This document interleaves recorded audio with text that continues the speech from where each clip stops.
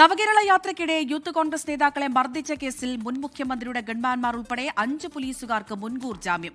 വധശ്രമം നിലനിൽക്കില്ല എന്ന് ചൂണ്ടിക്കാട്ടിയാണ് ആലപ്പുഴ ജില്ലാ സെഷൻസ് കോടതി ജഡ്ജി ഹണി എം വർഗീസ് മുൻകൂർ ജാമ്യം നൽകിയത്.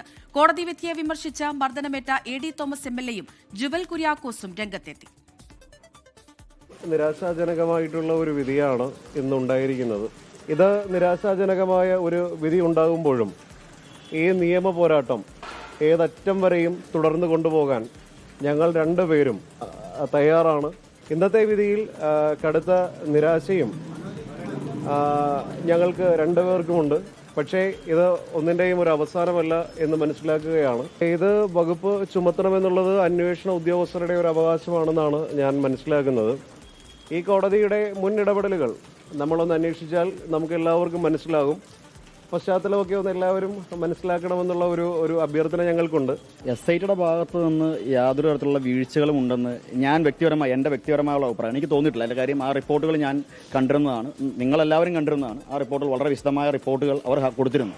പിന്നെ തുടർച്ചയായി ഉള്ള ചോദ്യങ്ങൾ, കോടതിയുടെ ഭാഗത്തു നിന്നുള്ള ചോദ്യങ്ങൾ വരുമ്പോൾ സ്വാഭാവികമായി ഉണ്ടാകുന്ന ബുദ്ധിമുട്ടുകൾ, കാര്യം ഒരു അന്വേഷിച്ചു, അത് പ്രോസിക്യൂഷന് പറഞ്ഞു കൊടുക്കുന്നു, അതറിയാവുന്ന കാര്യങ്ങൾ പറയുന്നു. പ്രോസിക്യൂഷൻ അഭിഭാഷക നേരത്തെ സൂചിപ്പിച്ചതുപോലെ തന്നെ ഇടതുപക്ഷ കാലത്ത് നിയമിക്കപ്പെട്ടിരുന്ന അഭിഭാഷകയാണ്.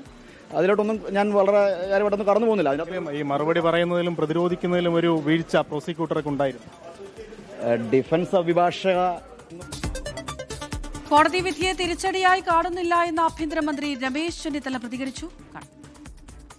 അത് തിരിച്ചടിയായിട്ടൊന്നും കാണുന്നില്ല. എന്താണ് കോടതി വിധി എന്ന് പരിശോധിച്ച ശേഷം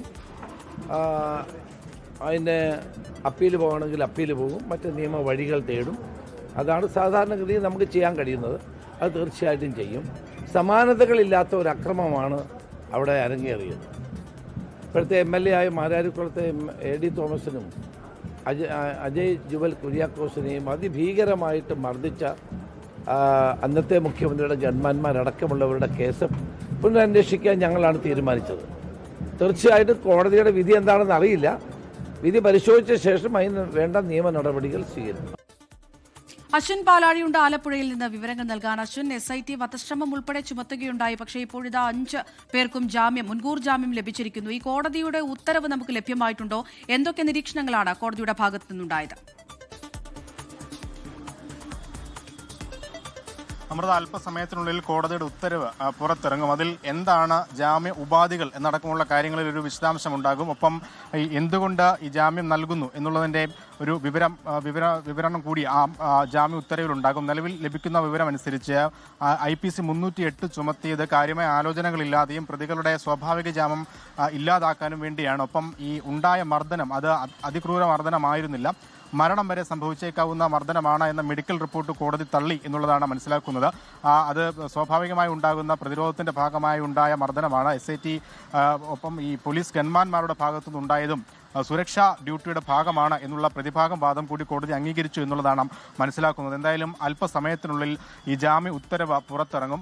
ഈ പ്രതിഭാഗം ഈ മുൻകൂർ ജാമ്യ ഹർജി പരിഗണിച്ച വേളയിലൊക്കെ തന്നെ അവർ മുന്നോട്ട് വെച്ചതും കോടതി ഇപ്പോൾ പറഞ്ഞിരിക്കുന്ന അല്ലെങ്കിൽ കോടതി ജാമ്യം നൽകാൻ കാരണമായി പറയുന്ന കാര്യങ്ങൾ തന്നെയാണ്. അവരുടെ ഡ്യൂട്ടിയുടെ ഭാഗമായി മാത്രമുണ്ടായ ഇടപെടലായിരുന്നു എന്നുള്ളതാണ് പറഞ്ഞിരിക്കുന്നത്. എന്തായാലും ജാമ്യ ഉത്തരവ് പുറത്തു വന്നതിന് പിന്നാലെ അതിരൂക്ഷ വിമർശനം കോടതി നടപടികൾക്കെതിരെ പരാതിക്കാരായ AD തോമസും അജയ് ജുവൽ കുര്യാക്കോസും ഉയർത്തുകയാണ്.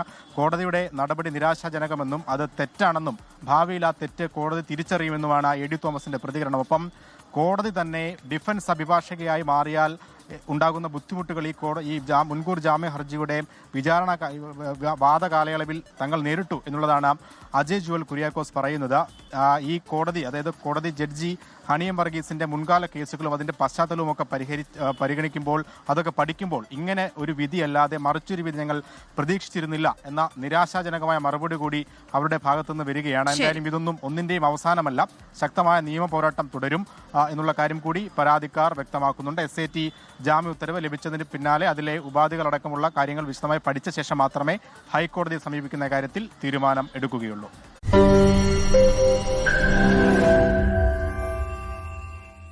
ലോകത്തെവിടെയായാലും ഏത് സമയത്തും 24 വാർത്തകളും ഓഗ്മെന്റഡ് റിയാലിറ്റി പാക്കേജുകളും എക്സ്പ്ലെയിനറുകളും വിശദമായി കാണാൻ ഞങ്ങളുടെ YouTube ചാനൽ നിങ്ങൾക്ക് സബ്സ്ക്രൈബ് ചെയ്യാം.